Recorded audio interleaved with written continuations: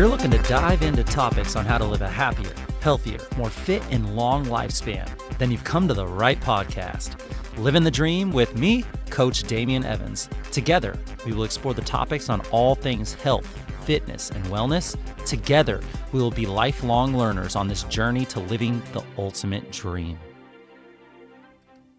What up, Dream Team? Coach D here, coming at you from beautiful sunny San Diego, and welcome back to the Living the Dream podcast, where we climb up this hump day hill to explore total wellness in order for you to reach your goals and in order for you to live your dream life.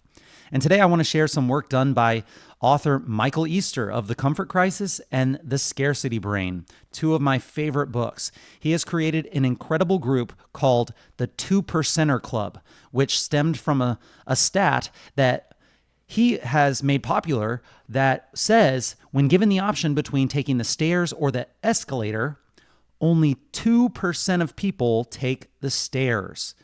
He has a multiple post per week newsletter that he does right now, and I'm subscribed to, and he wrote recently about mental health and what he called the smartphone withdrawal effect. The smartphone withdrawal effect, as well as how to quit a bad habit by slowing it down.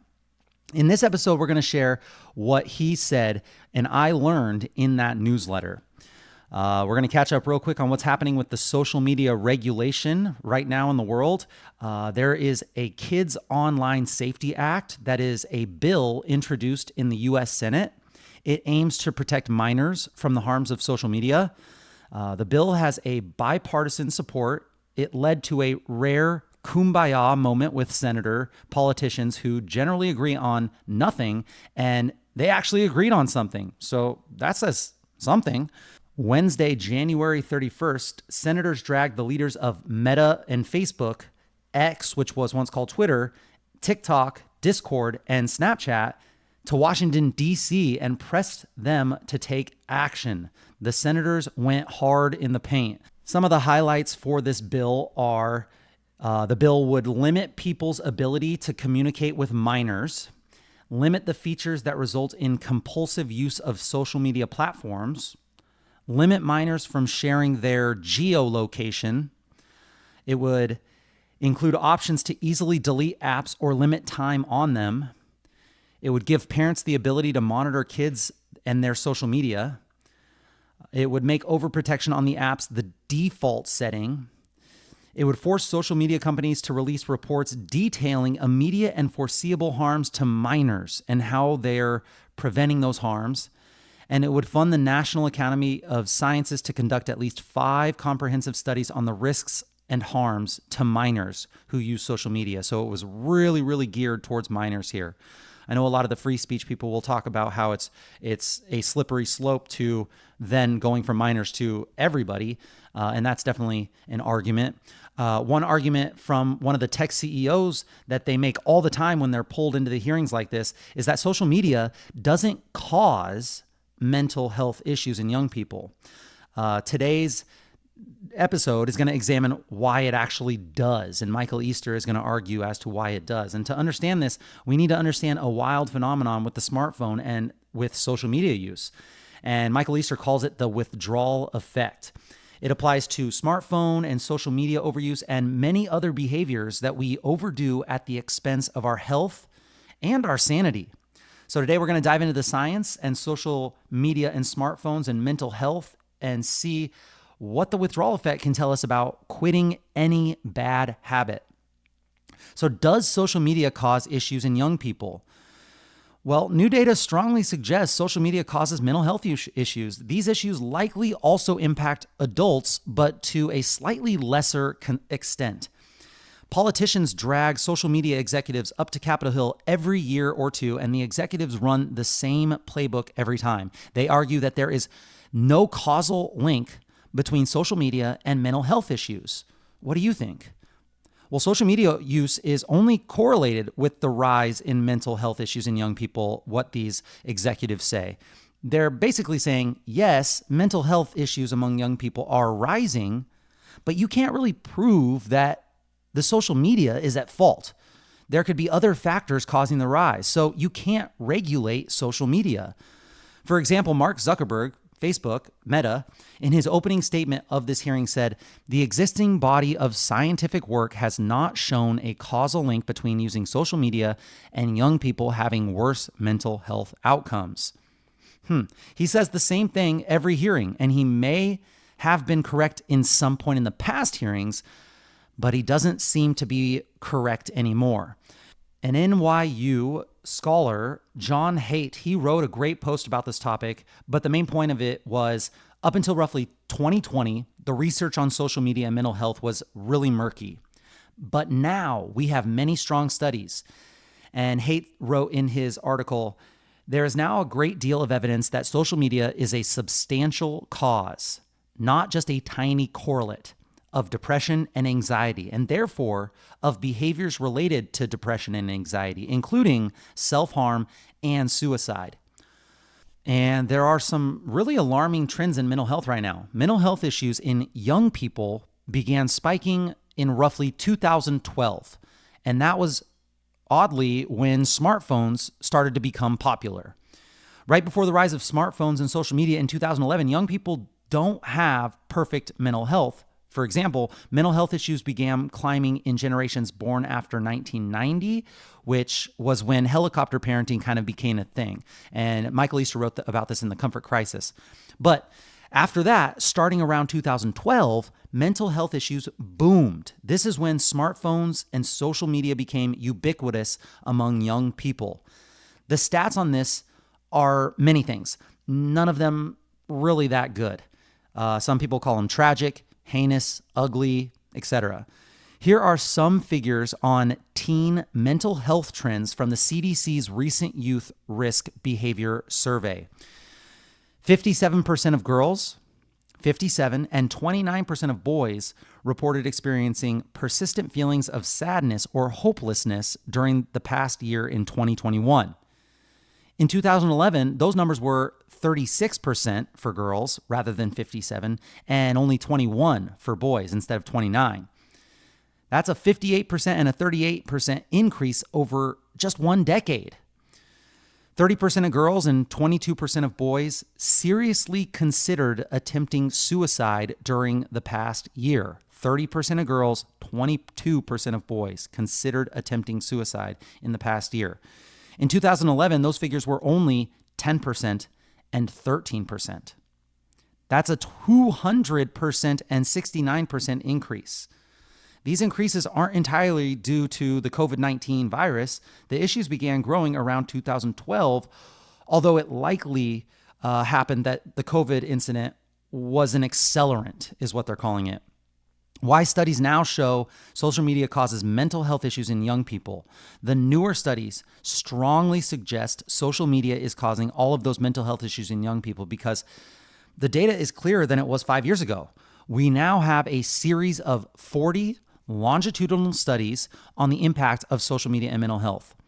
Longitudinal studies, these are studies that look at massive groups of people and track them over time.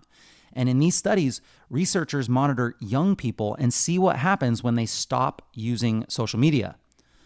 Of the 40 longitudinal studies, 25 of them, just over half, suggest that quitting social media improves mental health. So you might think that the data is a little inconclusive. 25 out of 40, that's not perfect. It's not a huge percent. It's over half, but it's not a huge percent. But there's a gotcha, as Michael Easter's wife would say. The studies that don't find any benefit of quitting social media are all very, very short. They look at how mental health changed within only just a week of quitting social media. The studies that do find a strong effect are all longer. They monitor how mental health changed over a month or more.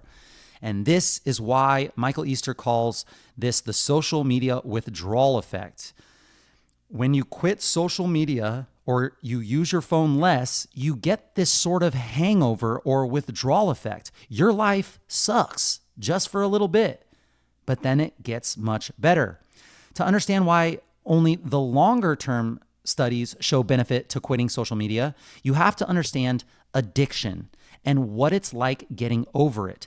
And Michael Easter went over this a bunch in his book, The Scarcity Brain. I don't believe people do anything that doesn't benefit them somehow. And this applies to all addictive behaviors. For example, drinking or drug use makes people more social, or it relieves stress or sadness or boredom, or it's a coping mechanism for something that they don't like in their life. Using social media relieves boredom or scratches the human social itch. It also gives us an easy distraction from all types of psychological discomfort. Most people can drink.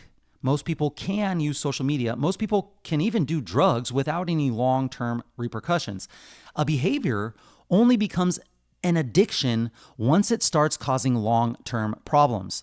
Yet the addictive behavior, whether it be substance use or social media use, it still provides relief in the short term. This is why quitting addiction isn't easy. Here's some text from Michael Easter's recent book, The Scarcity Brain. He wrote, "Addiction is a learned behavior that once worked well, but begins to backfire. For an addicted person, using a drug or drinking, it still relieves discomfort, it still provides stimulation, and it still solves problems in the short term.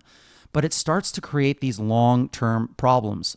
The more often we repeat it, the deeper we learn it, the harder it is to break, the more it is ingrained. Meanwhile, our problems start to pile up. So when a person quits, they lose their coping mechanism.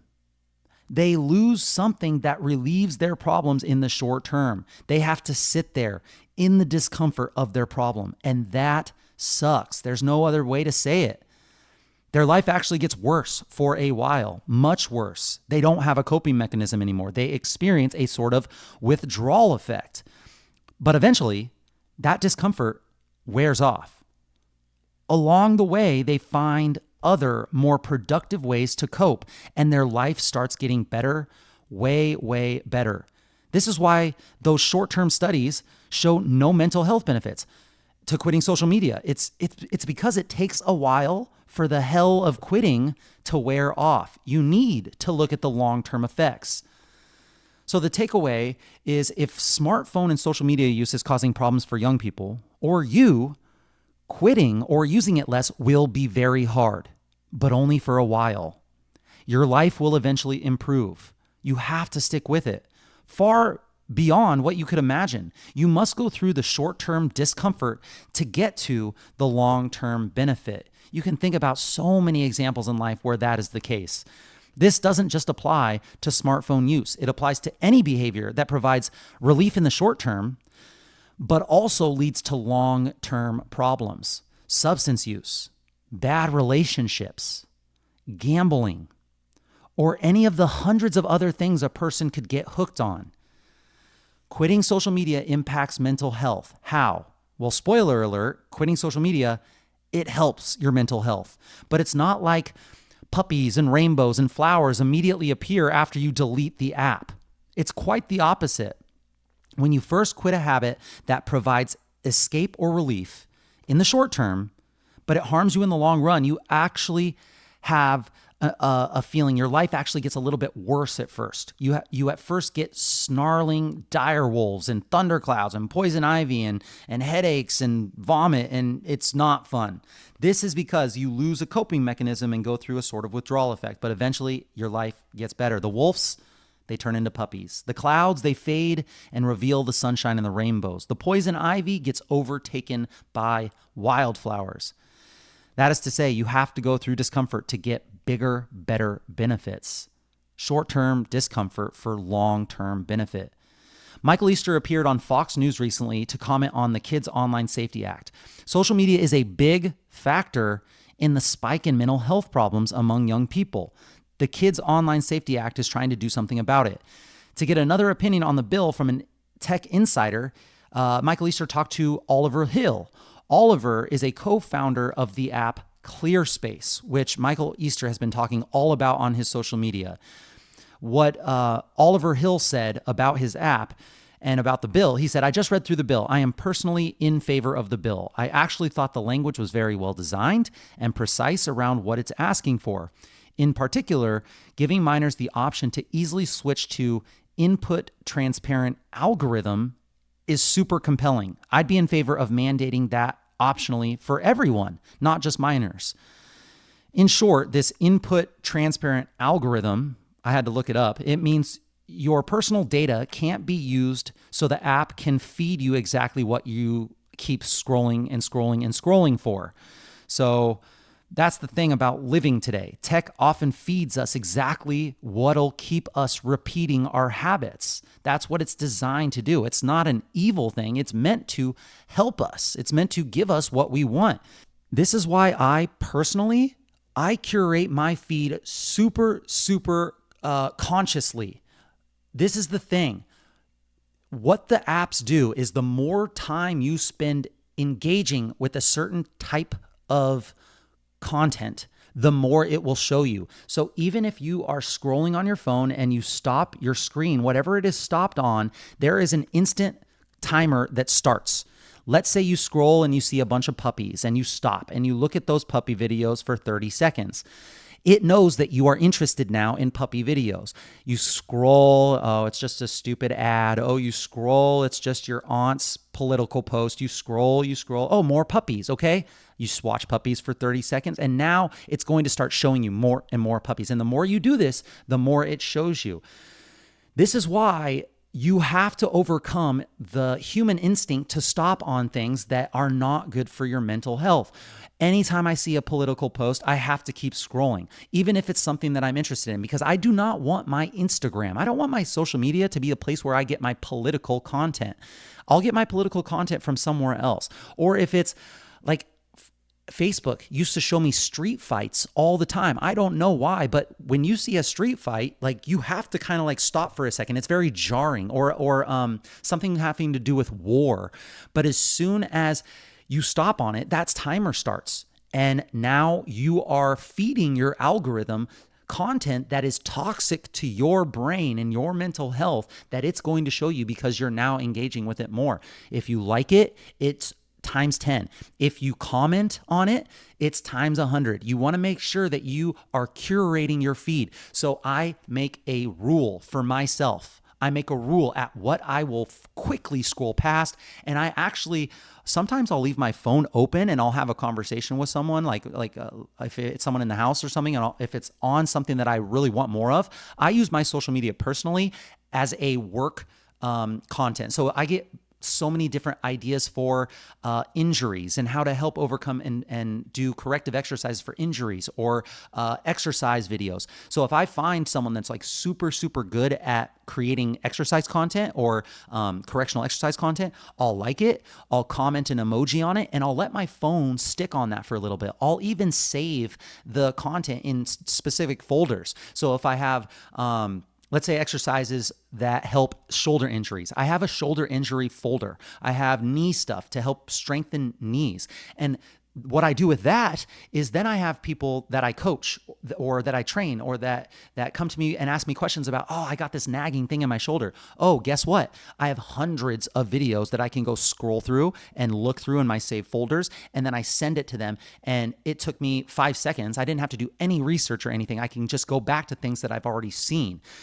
This is how I personally use social media, and it's because it's a conscious thing that I do. I have to make sure that when I see a political thing, I scroll past it really fast. Fights, anything that's crazy in the world that is not helping me currently. Some people say, oh, you're so close-minded, you're not going to see what the world is going on out there. You want to stay in your own little bubble. And my philosophy is it starts with myself. I have to make sure that I am dialed in myself. And that is pretty much a full-time job. And then I go to my community. How can I help my immediate community? And then from there, maybe it balloons to state and country and world. But it starts small. It starts with you. And my social media is not somewhere where I'm going to change the world. And I don't want that when I'm scrolling at 10 p.m. at night, all that stuff to come up and to be toxic to my brain. So the moral of the story is that you are in control. You can curate your own newsfeed. If your newsfeed is terrible, if it's stuff that it causes you mental issues, like very detrimental to your mental health, it's because this is what you've curated your social media to show you. And what's incredible is that it only takes like 2 or 3 days to completely change it. So go to the search function and look at the For You page. And if all that stuff is just toxic, you know that you're feeding your algorithm things that are not great for you. It's time for you to start making rules for yourself. A rule that you will not stay on a post that is not benefiting you in some way.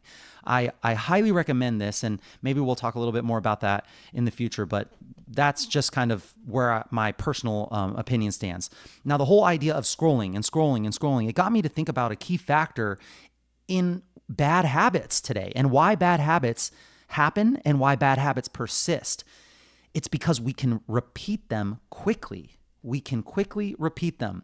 The quicker you can repeat a behavior, the more likely you are to repeat that behavior, and speed kills. An example, Michael Easter wrote in the Scarcity Brain, when casinos removed those clunky handles from slot machines, the ones that you pull down and let go, and instead installed a button, a spin button that you pressed, which a gambler can keep their finger on that button and just press it, repeat so quickly and immediately. When they removed the handles and put in the button, gamblers' rates more than doubled. The average slot machine player went from 400 to 900 games in an hour. Whoa. One review on gambling game speed found games with faster speeds of play encourage more wagers, more bets, longer gameplay, and caused players, particularly problem gamblers, to experience difficulty in stopping gambling. They had a harder time stopping. It's also why apps use the infinite scroll option. Researchers in Germany found that the infinite scroll, quote, regrettably elongates social media sessions. The newsletter that I recently read is about how simply slowing down bad habits leads you to do less of them. And if you do bad habits less, your life is going to improve. It sounds like a win to me. So let's win. We're going to cover next how to slow down phone use, social media, apps, doom scrolling. How do we slow that down? Eating. We'll talk about eating. This is a huge driver of unwanted weight gain. We'll talk about shopping and buying too much stuff. We'll talk about gambling, sports betting, a big problem right now. And then we'll even do a little bonus, because it's the Living the Dream podcast, about how to use this to exercise more. Boom. Yes, I love it. So let's roll. The app ClearSpace is one way to slow down app use. And there's a developer named Aza Raskin who invented the infinite scroll in 2006. Aza Raskin, he invented the infinite scroll in 2006. It removed pause from the sites that deployed it. There became no beginning or no end to the feed that you scrolled and scrolled and scrolled. It just fed you and fed you and fed you. And check this out. Raskin expressed regrets for his invention. He tweeted out, "One of my lessons from infinite scroll is that optimizing something for ease of use does not mean best for the user or best for humanity." Yikes. That reminds me of the people that invented AI. They're kind of freaking out right now. So how do you get out of this problem? A great method could be to use an app like ClearSpace. So I know what you might be thinking. You're asking me to download and use an app to use another app less? How does that make any sense? That seems so backwards. But hear me out. ClearSpace leans on the basics of behavioral psychology. It inserts pause, so you can't reflexively pull out your phone and use the app of your choice. When you decide to use an app, whatever it may be, it forces you to pause and become intentional with exactly how much time you want to spend on the app. So ClearSpace allows us to find the perfect happy medium of good use, but not overuse. So it's going to ask you when you open up Instagram, how long do you want to use Instagram? And then it's going to ask you, how do you feel right now? And it's a pretty cool app. I like the idea. There are other ways that you can slow down how easy it is to use on your phone other than ClearSpace. You can make your phone hard to access. You can keep it in another room when you're trying to focus on work or spend time with others. Research shows that just the presence of a phone, like on the table at dinner, changes our attention and our interactions, and it's less fulfilling, less meaningful, less impactful. your experience with others, just simply having a phone on the table. You could delete the apps that you overuse. Not using them anymore is going to suck until it doesn't. You survived before you had them. You will survive after. And then if you need to use them, then you can just reinstall them every time that you have to use them, which inserts that pause and gets you more intentional about your use. I mean, installing an app only takes 30 seconds? Also, don't bring your phone everywhere. This is hard because I know exactly when I find out my phone is not attached to my body, I do the little freak out pocket pat, look around. Where is it? I feel like I'm naked. I get it.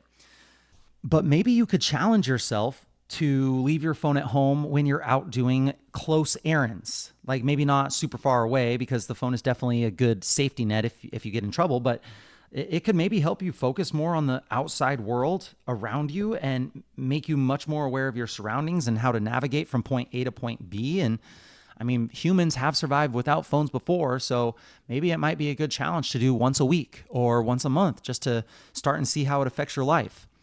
Another thing you could do is you could put your phone on grayscale. What's crazy about this is that your brain loves crazy things. It loves all this colors and things that grab your attention. And when you put your phone on grayscale, it actually makes it a lot more boring. There's an option in your phone. If you go into settings, you can turn it on to grayscale. It doesn't change anything else except for it makes everything gray. And what's crazy is that it actually has been shown to limit your phone use and not make you want to use your phone as much. Let's go into the behavior of eating and weight gain. Ultra-processed foods are fattening because we eat them quickly. Eat more minimally processed foods, which will slow down how fast you can eat. In Michael Easter's book, The Scarcity Brain, a junk food executive who said, quote, velocity is a key to formulating a successful junk food. He was saying that the faster that you can eat food, the faster you will eat food. And the faster that you eat food, the more of it you will eat. And the more of it that you will eat, the more money the food industry makes.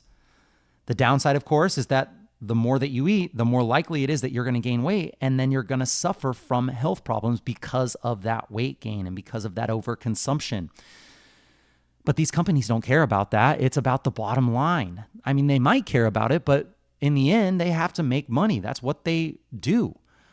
When reporting on the Scarcity Brain, Michael Easter also spoke with Kevin Hall. He's one of the world's foremost, most nutrition researchers.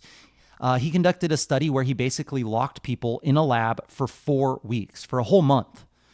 This is a huge metabolic ward test, and it's one of the best gold standard studies that you can do. And for 2 of those weeks, they ate a diet of ultra-processed foods, i.e. junk foods. For the other 2 weeks, they ate foods that weren't processed, minimally processed, whole foods. So you can think fatty meatloaf and buttery mashed potatoes, which are ultra-processed, versus a lean cut of steak and plain potatoes, which are minimally processed. 2 important things about this study. The 2 diets were matched for nutrients. They had the same ratio of carbs, sugar, salt, fat, protein, etc. The participants could eat as much of the food as they wanted, buffet style-ish. The results: people ate 500 more calories a day and gained weight when eating the ultra-processed food. 500 more calories a day. That is a pound of fat a week. They lost weight when eating the minimally processed whole food diet. So the people on the processed food diet ate 500 more calories a day. The people that ate the minimally processed food lost weight. Why? Well, there's 2 reasons here. Speed. Quote, we found that people ate the ultra-processed meals a lot quicker, Hall told Michael Easter. Remember, food corporations have engineered junk foods for velocity, to make them quick to eat, melt in your mouth. Dr. Mike Russell told Michael Easter about ordering Domino's pizza for his kids. I had a slice, and it literally melts in your mouth and goes down so fast. And number 2, calorie density. When you create ultra-processed foods, you concentrate the calories. So every bite of food, no matter the nutrients, has more calories per bite. and your stomach won't tell you you're full until about 15 to 20 minutes into eating, into being full. The mechanoreceptors of your stomach being stretched won't tell the brain until you've already eaten and overconsumed. And the result of that is when you eat ultra-processed junk foods, you're eating foods that has more calories per bite and you're eating it faster. For example, let's say that you eat 2 ounces of potatoes. If they're in plain boiled form potatoes, it would be 50 calories. And in potato chip form, 360 calories. Boiled potatoes, 50 calories. Potato chips, 360 calories. And when's the last time you sat on the couch and just mindlessly ate into a boiled potato, like an apple? No way, never. But you could eat a whole bag of chips. I could eat a whole bag of chips, no problem. The takeaway, most of your diet should come from minimally processed foods. Think 1 ingredient. You'll eat them slower. And if you eat them slower, you'll likely eat less of them. And like those study participants, you'll likely lose excess weight or maintain a healthy weight if you do this strategy. And we've also talked about this before, but eating mindlessly, eating in front of a screen or eating while you're driving or eating and not paying attention, this is going to be super detrimental to what you're trying to do if your goal is weight loss. I promise you, if all you did, you didn't change anything about what you were eating, if all you did was ate by yourself quietly, mindfully, you chewed every bite and you imagine what that food is going to do for your body, and you chewed it all the way up until you swallowed it. You put down the food in between each bite and you enjoyed the food and you tasted the food, and it was just a mindful experience. It'll probably take longer. Yes, it's not going to be as fun or when you're distracted, you're watching TV. It's not going to be as entertaining, of course, but you also are letting your body know what food you're eating by looking at it, by observing it, by your brain will tell your body how to digest this food when it knows what's coming. When you keep it in your mouth longer, the enzymes will help to digest it more. You will send signals that whatever's starting in your mouth is going to be in your stomach, then in your intestines to be digested and absorbed. Your body needs to know this information. The faster you go through this process, the more distracted you go through this process, the less you're helping your body.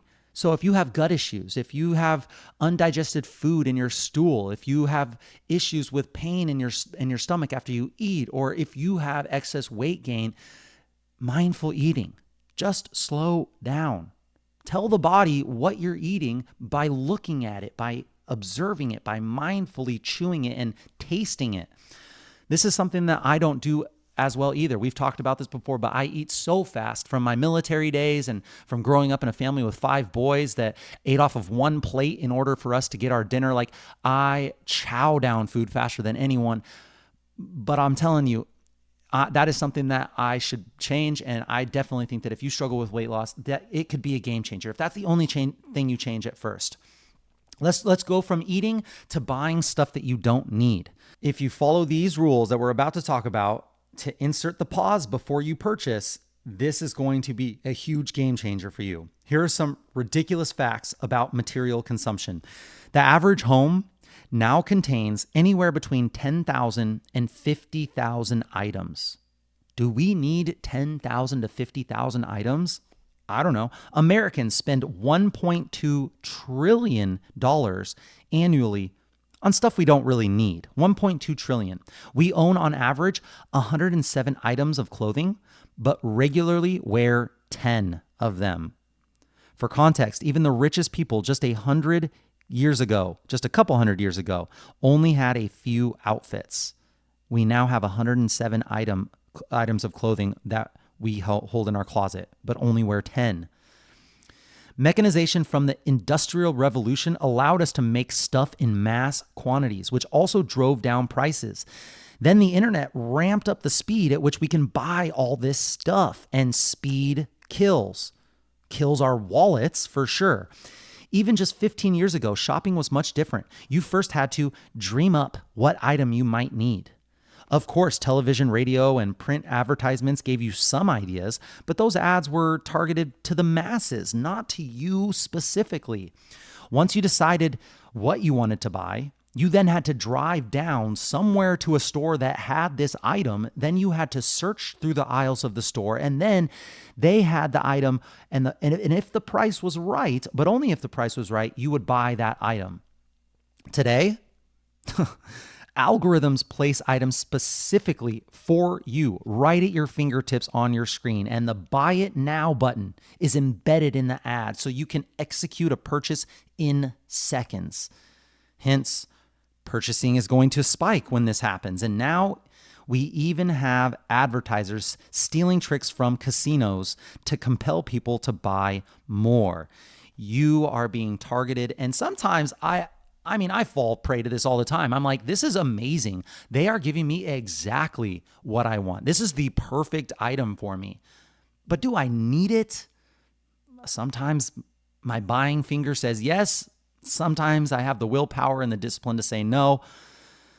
But if you find yourself buying too much, first, let's say you want a new item. Ask yourself these questions. What problem is this item solving? What problem is this item solving? Then ask yourself if there's a more creative way you could solve the problem with what you already have. Research shows that people are often able to solve problems better by creatively using what they already have, and it saves you money and maybe even time. The second thing, give yourself a holding time for purchasing items online. Give yourself a holding time. For example, if you see an item you think you need, just put it in the cart, put it in the shopping cart, and then wait. Say you have to wait, make a rule for yourself. You have to wait at least 3 days or 7 days. That pause usually allows the thrill of the compulsive purchase to wear off. And the third thing, buy items in person. I know. Amazon now, it's so amazing. But the act of traveling inserts pause. And this is so important. If you have a problem with buying too much stuff, buy items in person. And you have to get more intentional by creating a list and figuring out exactly what you need and where you need to go to get it. You have to go search for it and make sure the price is right. It can be a barrier to making you only purchase the things that you truly need. From buying things, now let's go into gambling and sports betting. If you want to bet, do it at the casino, not from your phone.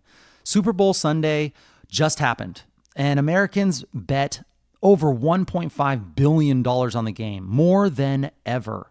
In 2018, the Supreme Court struck down on laws banning sports betting outside of Nevada. Now sports betting is in 38 states, and not just in casinos. The rise of betting apps has made betting quicker and easier than ever. Hence, gambling rates are spiking. Dr. Mark Potenza, a psychiatrist and director of Yale's Center of Excellence in Gambling Research, described a, quote, perfect storm that could lead some people to developing a gambling problem. He cited factors including loosening regulations, the accessibility of mobile betting, heavy advertising, and how much free time is spent on sports. Particularly vulnerable are young men who really place high value on sports. The quick ability to gamble from your phone will fuel problem gambling. There's no doubt about it. To gamble in the past, you used to have to go there, talk to someone, maybe even find a bookie.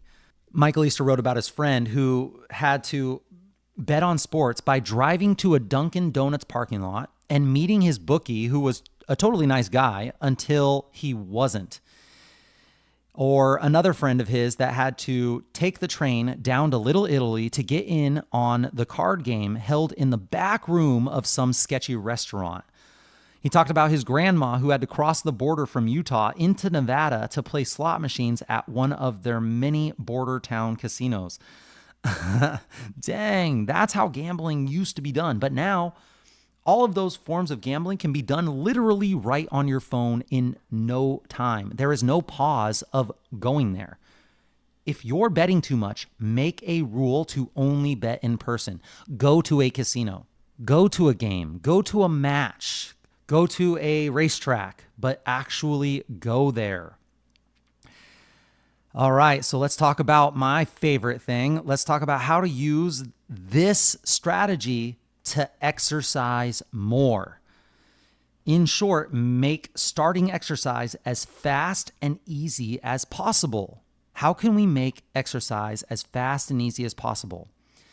Speed is now used against us to lead us into habits that we regret, but we can also use speed to do more of the stuff that's good for us. That's the thing about all this bad stuff in our lives.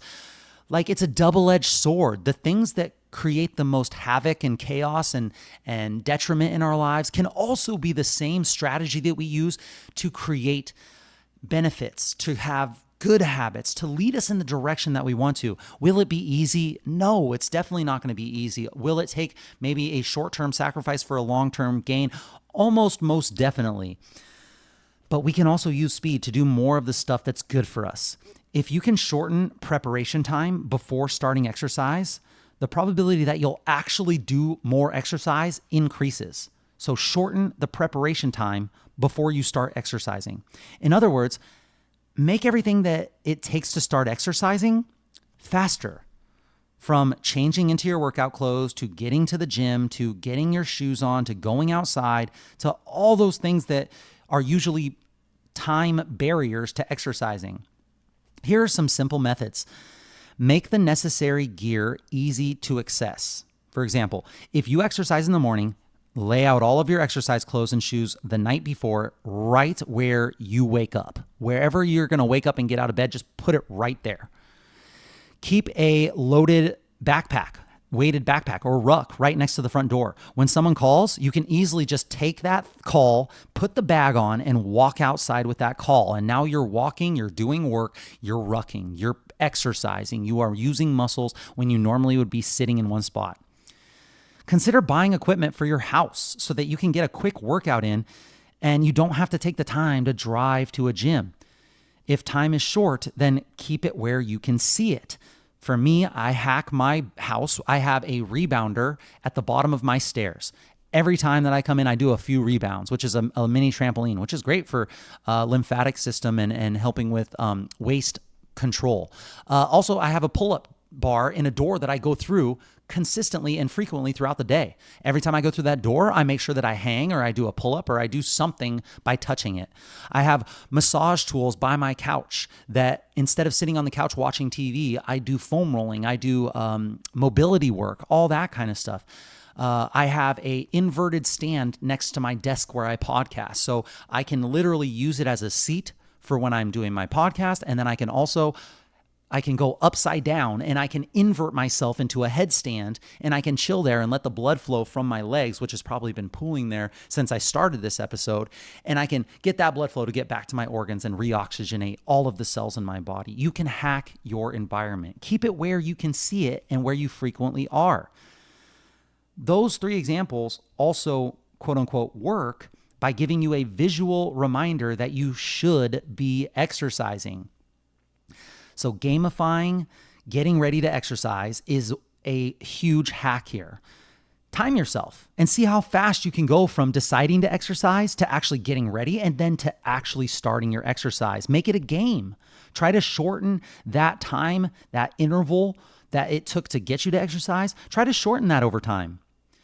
You could schedule exercise into your Google Calendar. This shortens the length of the decision because the decision has already been made. You've scheduled it like a work appointment, like picking your kids up from school. It is something that has already been decided that it's going to be done, and you've blocked out time to do it. And it means no one can put a lame meeting on your calendar during that exercise time. It's your time, and it is important, as important as any meeting that you will ever have. You can also, last one here, be a 2%er. This one is huge. I'm telling you, this one is a mind-blowing, game-changing, life-changing hack.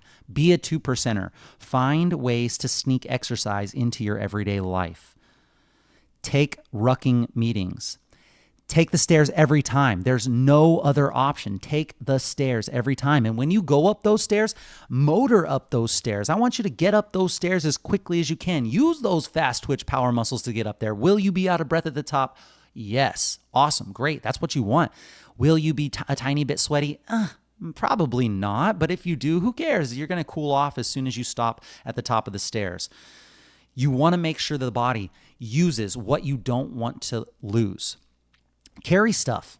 Carry lots of stuff, like your groceries. Park in the back of your parking lot. Carry your groceries as much as you can. Use your muscles. Do mini workouts throughout the day, little tiny ones, little mini exercise snacks. When you're forced to listen into an all hands company meeting, get creative. Maybe you're doing glute squeezes in your chair while you're watching a Zoom. Maybe you are lifting your butt off of your chair a half inch and setting it back down, and you're just doing like these tiny, imperceivable squats. Maybe you set an alarm on your phone when you're doing deep work for 60 to 90 minutes, and every time that goes off, you go up and down your stairs really quick, or you do a quick 10 squats or 10 jumping jacks, and then you get back to work. I'm telling you, sneak exercise into your everyday life, sneak movement, get creative. There's someone that is busier than you right now who is doing all of this just amazingly and enhancing their health, which in turn in the later years are going to pay you back dividend. It's just going to pay you back so much. You can do this. There are so many good hacks in this episode, but if you struggle with anything else in this episode, please let me know. We all struggle with addictions or coping mechanisms. We all struggle with doing things in our everyday life that don't benefit us in any way and are actually detrimental towards our end goal, but it doesn't have to be forever. Don't blame yourself. Don't get down on yourself for having this. It is a human trait. It is the way our brains are designed. But here's the good news. You can reprogram your brain with the same processes, and you can create this domino effect of hacks in your life where once you set up a cue that goes into an action that then becomes a habit and a behavior, and the more you do it, the more you reinforce it, and you're in control. That should be the end message here. That should be the takeaway. You are in control, and that is powerful. If you need any help, I am here for you. And that's it, my friends. Thank you so much for joining me on this extended wellness wisdom episode of the Living the Dream podcast. Please share the knowledge that you gain with your friends and family and hold each other accountable. If you enjoyed this content, it really does help a ton if you could just post a screenshot of this episode on your social media stories and include one takeaway that you learned. It's a great non-cost way to support this podcast, and it really does help a lot. Tag me at Living the Dream Podcast or at Coach Damien_SD, and let us know how this episode benefited you. Let us know what we missed, and let us know what we got wrong. Let us know how you have curated your social media feed. Let us know how you have overcome addictions or behaviors that you want to change. We want to know. Message us if you have any suggestions or tips that would help your Living the Dream team that we can discuss on future episodes. I'll be right here with you working on making us stronger, happier, and healthier humans. Until next time, friends, keep living the dream.